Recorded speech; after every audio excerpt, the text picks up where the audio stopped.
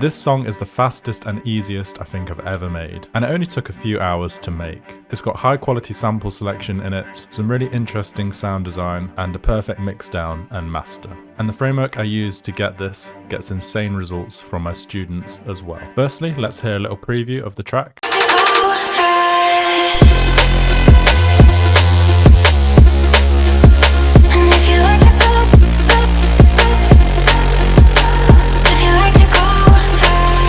And now let's get into it. So this is the project right here, you can see on the screen. And you might be wondering, first of all, what's all this crazy color coding? And this is from my project template. So I always use my project template before I start any project. And this keeps your workflow intact and keeps everything nicely organized. And if you want this exact project template, there's a free download, first link down below. There's one for FL Studio and Ableton if you're on Ableton. So get that downloaded now, open it up, and then you can follow along more easily. So the next thing we've done is we've picked a BPM, and we've gone for 174 BPM here. And then we've also got a key. So this track is in F minor, and I would have decided this whilst doing either the intro or the bass drop, depending on what melody I created and what I liked. And then whichever key that melody was in, I would have then put the whole track in that key. And for this case, it's F minor. And then it's really simple. There's just 5 sections: the drums, the basses, the vocals, the instruments, and the effects. So let's start by opening up the drums. One thing I love to do is start with drop drums, because then you can just create everything around those once it's done. Because sometimes if you start with the intro drums first, you then end up changing the drop drums to fit the drop better. And it can often then mean you have to go back and change the intro drums, and it just prolongs the process. So let's just highlight the first 4 bars.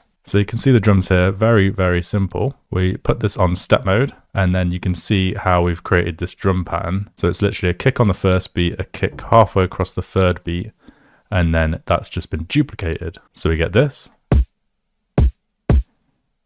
And then we've got ourselves a snare on every other beat like that, and that's just duplicated as well. And then we've got ourselves a hi-hat from the Future Jump Up sample pack. I'll leave that on the screen here. Link down below to all my sample packs if you want to get them. One sounds like this, and we've just pitched it up a little bit to fit the mix of these drums a bit better. So this hi-hat comes every third beat of each bar. And then we've just got a second hi-hat, which is Future Jump Up hat 19. And that just comes in the second bar and the fourth bar, half a beat after hi-hat 17.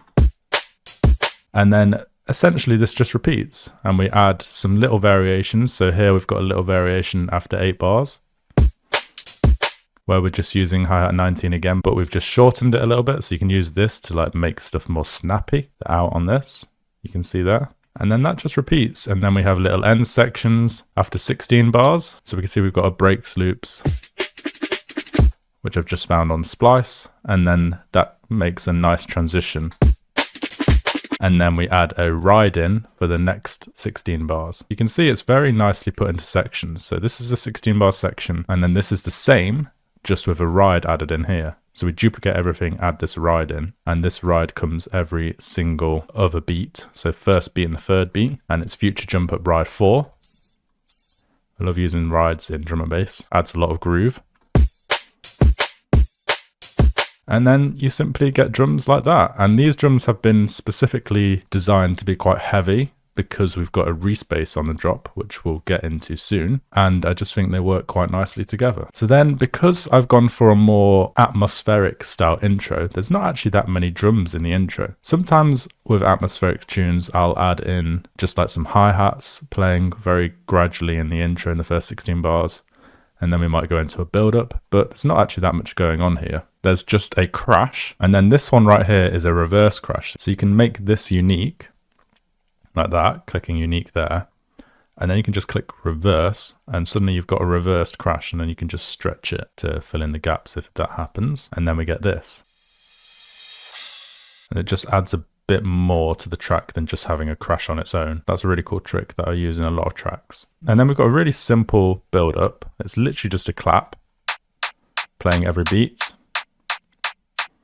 And then it's doubled here, and then doubled again, and then stops a bar before the drop because that's where the pre-drop comes in. So this little section is the pre-drop. And then all these things are just duplicated. So we make the whole track up to the end of here, and then when we're happy with it, we pretty much just duplicate everything and then make a varied second drop. And depending on the track, you might want to vary the breakdown and the build up number 2. So now let's have a look at that respace I was talking about that's on the drop. So we've actually gone for a really simple drop for this track because the vocals and the instruments are doing a lot of the work for this one. And I just wanted to try like a more melodic style respace just because I like experimenting. So this respace is playing a melody like this. So you can see the first note I always start on F. Because it's in F minor, I just like to start it on F. It just makes it easier for me. And then we've just followed notes in the F minor scale. I'll put the F minor scale on the screen right now so you can see it. And then it just sounds like this.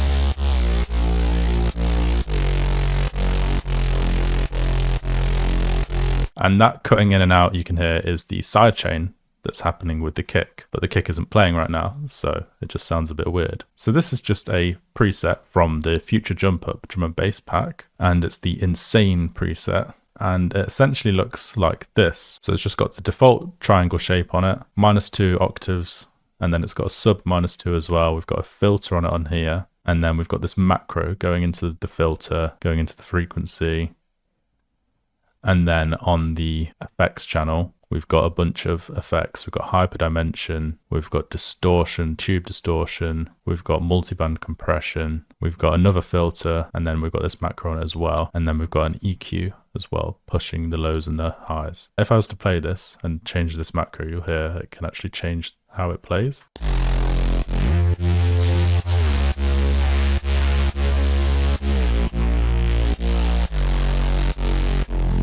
So you can automate this and actually create some movement in the track whilst it's playing. I didn't do it in this track because I didn't feel like it needed it, but it's worth experimenting with for sure. Then this literally just repeats itself and we save the variation for the second drop.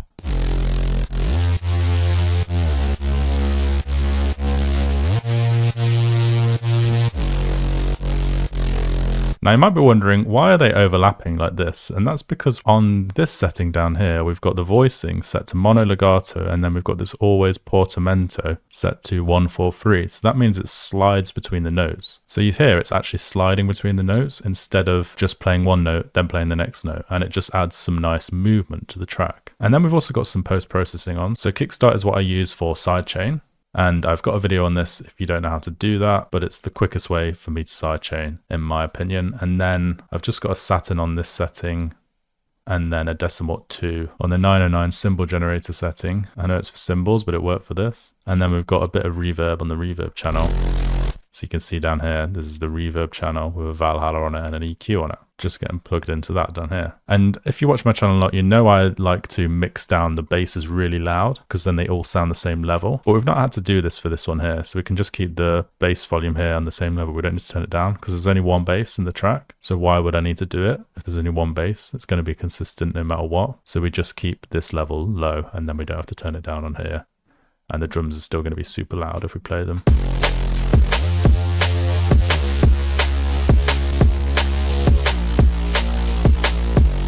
And you can see that these drums are being mixed in really loud. If you haven't watched my mix down video where I've started mixing everything super loud, I'll leave that here for you to check out. It's super worth watching because honestly, I've not noticed any downgrade in quality since I've started doing this method. Look at the kick here. It's coming in at almost 0 dB.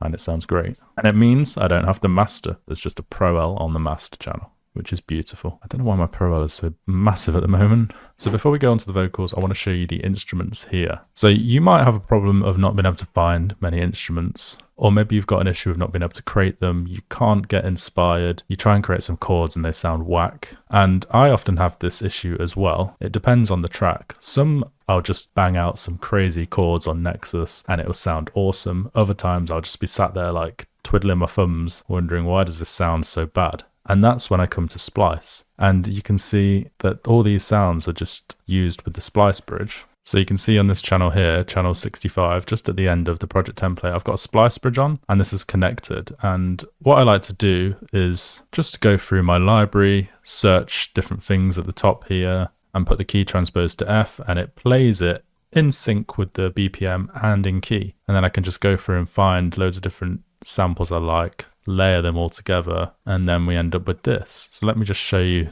each layer. So we've got the intro layer here, which is literally a pad, and you can see Splice has transposed everything to F minor. So I thought that was a nice thing for the intro, and then it goes into another pad here.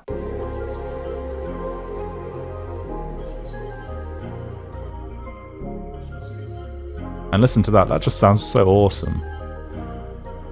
It's like a chord progression with some keys on top. And why do I need to bother creating it if I can just find something that sounds so awesome like that? Saves so much time. Yeah, it loses a little bit of the creativity, but this is what producing is all about. It's about finding ideas, blending them together, and creating something magical. And then I've just got one of my high strings from the Dance Floor DnB pack. And that's in F as well. And that adds a nice layer to it. And then finally we've got another pad loop here from Splice.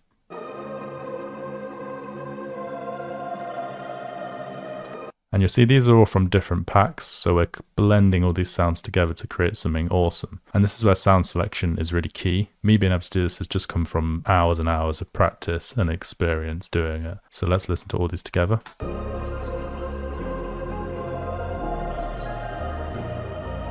You can see that nicely works together. And then this is still the intro technically. So we've got 8 bars, 8 bars, 8 bars, and then the build up 8 bars. So it's 32 bars in total. And then we've just got for the build up this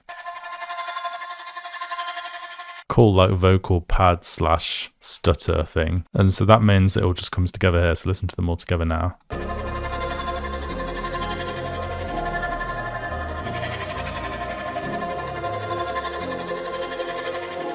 And then on the drop we found this little stutter synth that sounds really cool.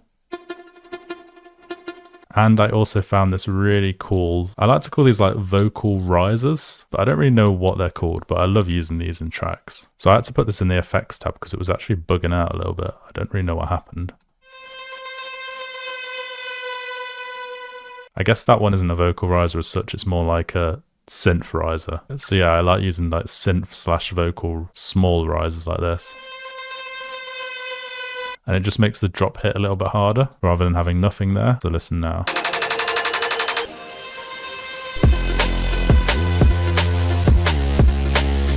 And you can hear that little plucky thing behind it, just adding more movement. And then this just blends each 8 bar section together when the riser comes back in.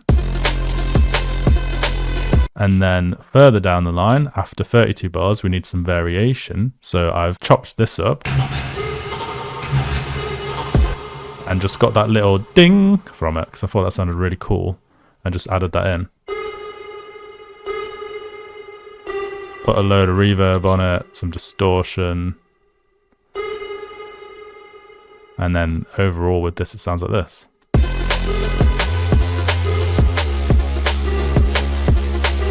Pitched it down for that bit, kept it in key of F minor, always remember to keep it in key.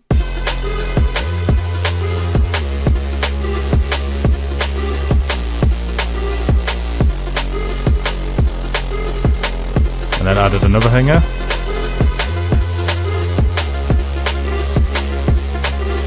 So this little thing here. Now I did have a little bit of criticism about this track when I was listening to it back about the drums.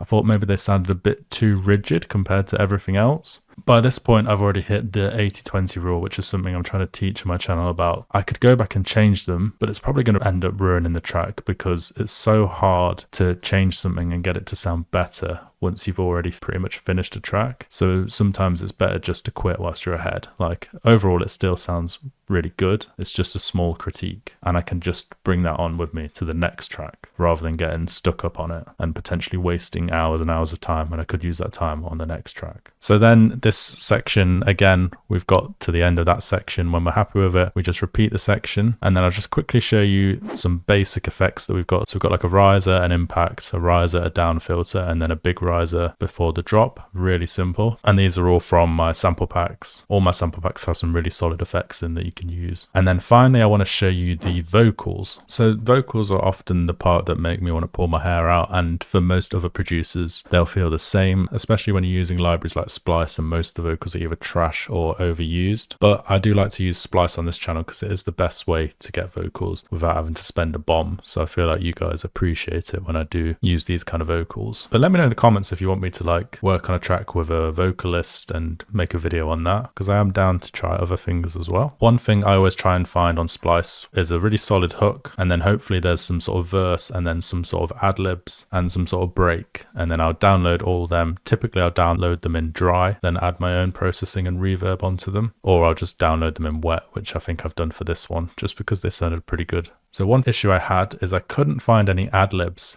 for this vocal sample that I found, and it's just a one from this pack you can see here, but there were no ad-libs or like harmonics for the intro, and it was really annoying. So I had to like kind of make do with what I had here. So I just put it on a new channel and chopped it up a bit and turned it down.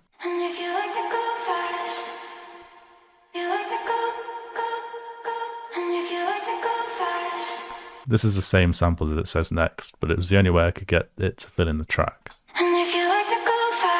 And then you can see my post-processing and Klar vocals is on this one, which sounds a lot thicker and fatter. So essentially that's all it is. What I do for the first 16 bars typically is find ad-libs. If you can get some really good sounding ones, then that's amazing. If not, try and work with what you've got. It's not the end of the world. And then we've just got the main vocal hook here, chopped up a bit, just to make sure it was all in time. And then we have that nice little phrase 1 bar before the drop. So let's add it all in.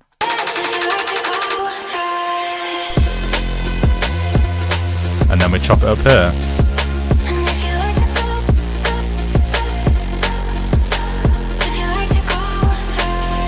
So you see it's just chopped up again and then repeated. And then we have a bridge here, which I found from the same pack, which I thought worked pretty good. So you can see we have the chops here for the first bit, and then the next 16 bars, we have nothing.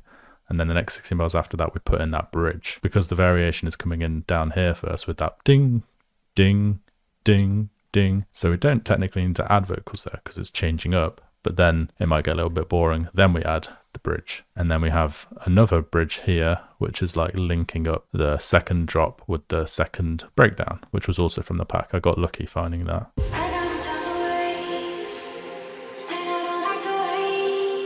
Luckily they had a nice bridge in the actual sample pack, which was quite rare. So then you can also see down here we've got these vocal risers I was talking about earlier, because we had that synth riser thing here. We've got some little vocal ones as well. We've got actually 2 in this one, just to add some movement. So listen to this.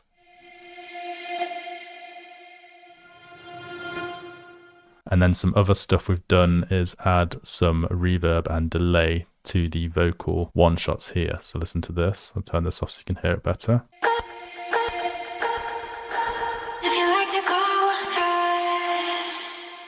So we've got slowly increasing delay and reverb on this chant here, and then slow increasing reverb on this vocal at the end here. And it just helps create movement in the track and keep things flowing. You can see everything I've done, I've tried to keep it as simple as possible. There's literally not much going on. It's just focusing on getting every single aspect perfect. And then we've just got that nice connection between the breakdown and the second verse. And of course, all the vocals are in F minor, remember, keep it in key. So that is the track complete. I just want to go over a couple more things. So when I produce, I always produce up to the end of either the first section of the drop like this, or if it's going really well, I'll just reproduce right up to the end of the first drop. And once this is done, you get everything done from your ears, but then you really need someone else's ears to give you feedback before you then go on and finish the rest of the track, because essentially you're just duplicating everything and just fixing the transitions and varying the second drop. So there's no point copy and pasting it until you've got everything perfect in this section. And if you are struggling to get feedback, you can join my Discord down below and people help each other in there. But if you do want feedback directly from me, with really detailed feedback, then my Music Production Academy is available to join. There's a link to that in the description, more information. It comes with a load of learning and one-to-one feedback from me and loads more. So check that out if you're interested. So then once you've got the feedback, you can then go ahead and finish the tune, which we've done here. And then once you've finished it, you can export it. And hopefully you've done the loud mixing method, so it's already nicely mastered and it's coming in at a nice U-lean level. So let's just check the U-lean on this one. So let's play the drop. You see we're getting a crazy minus 6.4 LUFS, and this isn't even a very loud track. This isn't even pushed that hard. It's quite like a nice softish track, but we're still getting this crazy loudness because of the way we're mixing down. So now you can see the track's fully mixed down. We're happy with it. We just turn that off there and just export it. So I always like to export an MP3 and a WAV, and then you can see I just save it like this. This is the WAV, this is the MP3, and then this is the project. So we've got the artwork in here, and then the project in here, and we've got it in a zip folder just in case, so we don't lose any of the samples. So we also come here, save as, and then we can just save it as a zip. You see there, boom. So once all that is done, you want to release the tune. So I've released this tune on DistroKid. I'll leave a link in the description if you want to go and listen to the full track, but you can submit it to labels. I do help people in the academy submit to labels, or you can just self-release and try and promote it yourself. It's really up to you. I've done both in the past. I've released on some pretty big labels like Crewcast, and I've actually seen my tracks get millions of streams from that. But more recently, I've just been doing self-releases because I've been enjoying the YouTube side of things more, helping you guys. And when I put these videos out, I don't want copyright and stuff like that. And I'm just enjoying this kind of vibe at the moment. So you got to do what you think is best for you. But now we've done the whole track, let's actually give it a listen all the way through.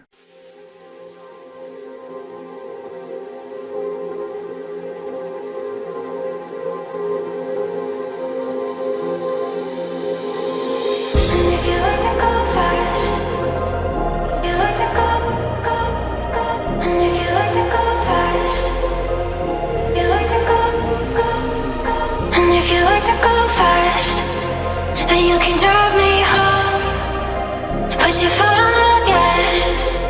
I got no time to go slow. If you like to go fast, and I'm the one you should know. So put 100 on the dash, babe, I'll never let you crash. If you like to go fast, and if you like to go, if you like to go fast.